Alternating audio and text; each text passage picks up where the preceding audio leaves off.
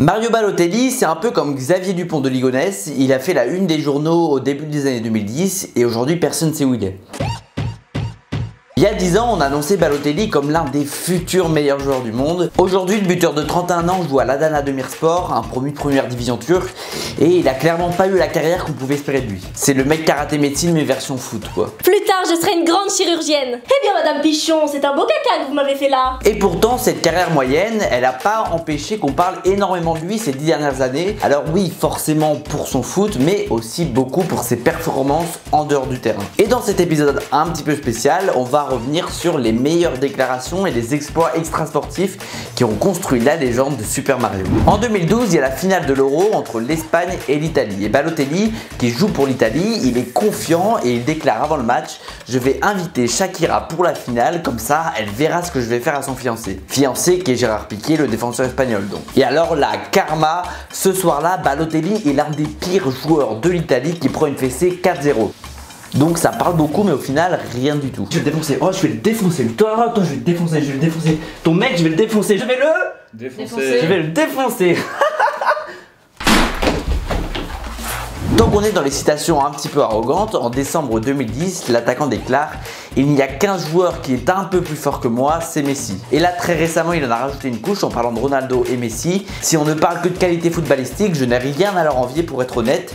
Je suis sûr à 100% que ma qualité est du même niveau que ces gens. Après il faut dire que bon quand même ils ont 12 ballons d'or à eux 3, donc peut-être que la comparaison est justifiée. Non en vrai se comparer aux meilleurs alors que t'en es super loin, c'est quand même osé. Bah c'est vrai que moi je suis un peu le Mbappé du rire. Et le métro parisien on dirait pas trop une boîte à sardines. Et puis en plus ça se tient parce que les gens s'entassent dedans comme des sardines. Je suis un peu le nouveau Gad Elmaleh. Bah c'est vrai, pourquoi les Parisiens râlent tout le temps? Ils devraient chanter qu'est-ce qu'on les serré au fond de cette boîte, chante les sardines. Nul. Jamel Debbouze ne m'arrive pas à la cheville. Une des séquences les plus connues de l'italien, c'est cette vidéo où on le voit galérer à enfiler un chasuble pendant plus d'1 minute. Il galère tellement qu'un mec finit par venir l'aider à l'enfiler. Comment c'est possible de galérer autant pour un truc si simple et puis de se faire aider pour ça? Oh putain. Ah.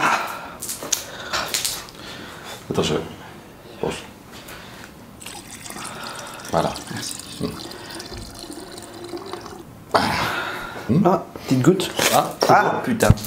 À l'été 2011, Manchester City est en tournée aux États-Unis et joue un match contre Los Angeles Galaxy. Un peu avant la 30e minute, Balotelli fait le plus dur et se retrouve seul face au but, mais il enchaîne roulette et tire en talonnade de façon très nonchalante. Et ça finit logiquement à côté du but. Oh c'est dommage. Oh il avait fait le plus dur, il est à ça de conclure. Écoute, on passe des super moments ensemble. Je suis avec toi, je suis heureux. Je crois que je t'aime. Moi aussi. Et puis qu'est-ce que tu me fais penser à ma mère?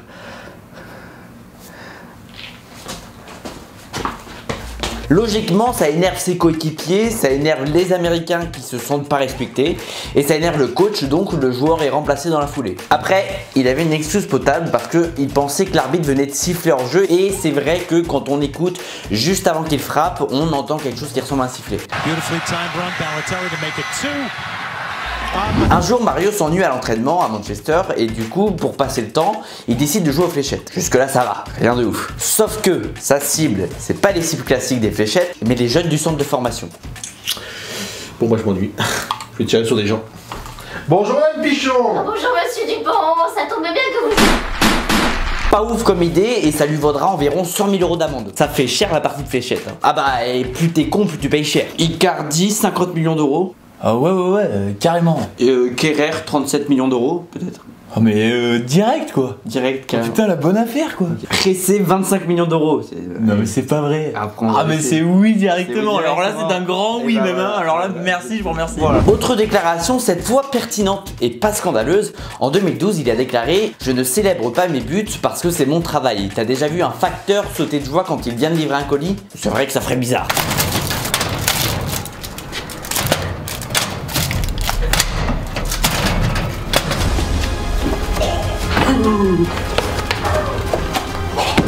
Alors vous avez peut-être en souvenir quelques-unes de ses célébrations. Il y a quelques fois où il n'a pas respecté son principe de non-célébration, et notamment quand il a fait un live sur Insta pour célébrer un but avec l'OM en 2019. Célébration qu'il avait justifiée sur Insta par la suite en disant: les gars, j'ai rencontré un facteur la semaine dernière qui a célébré et souri après m'avoir remis un colis, donc à partir de maintenant je ferai la même chose. Attention, faut pas qu'il commence trop à imiter les facteurs, sinon ça va être problématique. Mario, pourquoi t'étais pas là à l'entraînement?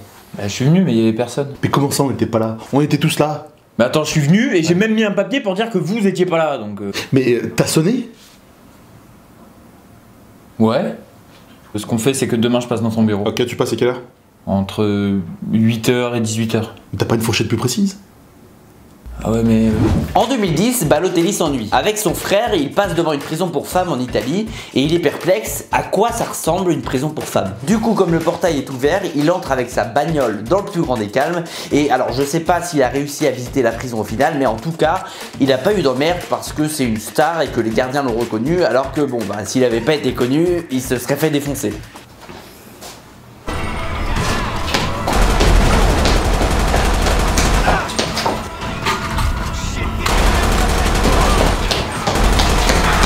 Enfin voilà, bizarre quand même cette idée de visite. Le gars est curieux parce que c'est une prison pour femmes, mais bon, ça reste une prison, il s'attendait à quoi? Oh Mario, si on est là, c'est qu'on n'a pas été sage.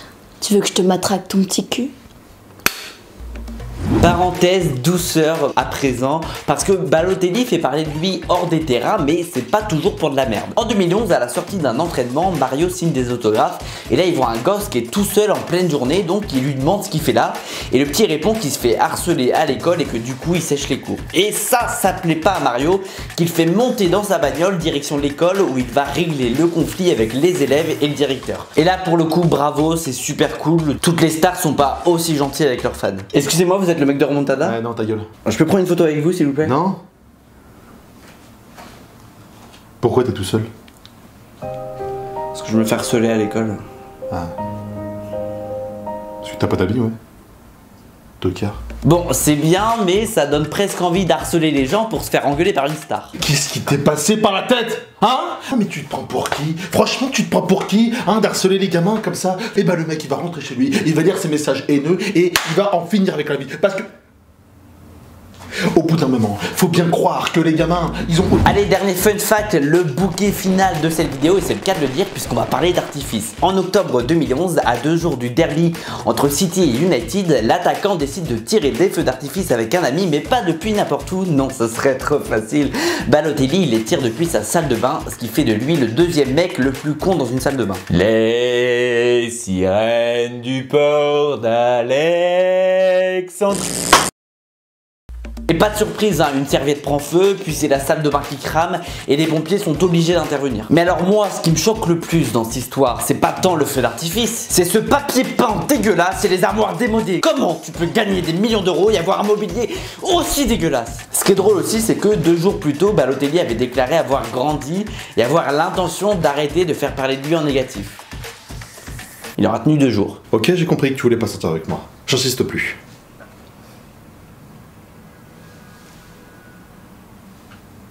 Et alors, cerise sur le gâteau, puisque quelques semaines plus tard, il devient l'ambassadeur d'une campagne de prévention sur les feux d'artifice. Ça, c'est à l'occasion de la Bonfire Night, une nuit qui a pour tradition l'embrasement de statues et de tir de feux d'artifice. Balotelli, prévention pour les feux, logique. Bah non, pas logique du tout. Et maintenant, veuillez accueillir l'ambassadeur des hommes manchots, Jimmy Jedebras. Allez les gars, quoi. Et maintenant, veuillez accueillir l'ambassadeur des cucurbitacées à la salade. Et maintenant, veuillez accueillir l'ambassadeur des hommes invisibles, François On Me Voit. Bon, 2 jours plus tard, Balotelli est en feu. Pour le derby mancunien, il plante un doublé et City dégomme United 6-1. Et après son premier but, il retire son maillot en dévoilant un t-shirt sur lequel il est écrit Why always me? Pourquoi toujours moi? Parce que t'as foutu le feu à ta salle de bain avec des putains de feux d'artifice. Voilà, c'était les petites pépites de Balotelli. Il y en a plein d'autres, mais j'ai gardé que celle qui m'inspirait le plus. N'hésitez pas à partager cette vidéo à un pote très con pour qu'il se sente un petit peu moins con. Et puis abonnez-vous.